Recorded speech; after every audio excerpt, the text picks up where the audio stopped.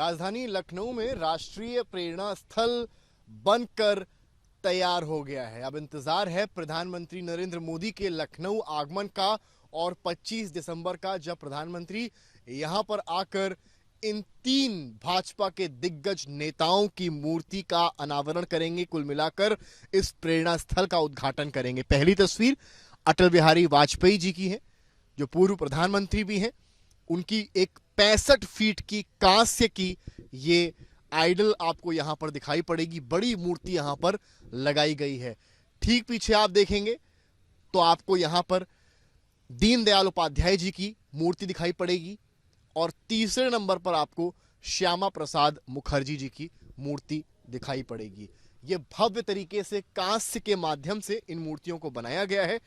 बताया गया लगभग 21 करोड़ के ऊपर इनको बनाने में लागत लगी है। प्रेरणा स्थल की बात करें तो तमाम खूबियां हैं। इन्हीं नेताओं की जीवनी पर 3 म्यूजियम भी बनाए गए हैं, जिनमें जानकारी दी गई है। आप अगर यहां पर भी देखेंगे तो बंगाल अकाल राहत, विचारधारा, नेतृत्व, ये सारा इतिहास जो है इन नेताओं के बारे में, वो भी यहां पर लिखा गया है।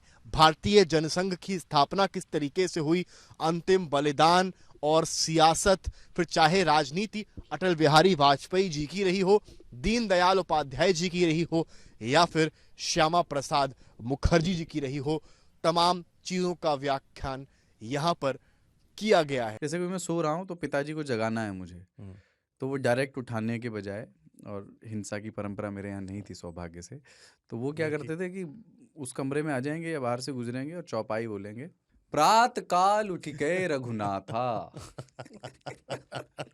मात पिता गुरु नावई माता। कभी कभी मैं गुस्से में उठ करके अरे पापा, तो चरण स्पर्श किया और सो गया। मैंने कहा अब मत उठाना।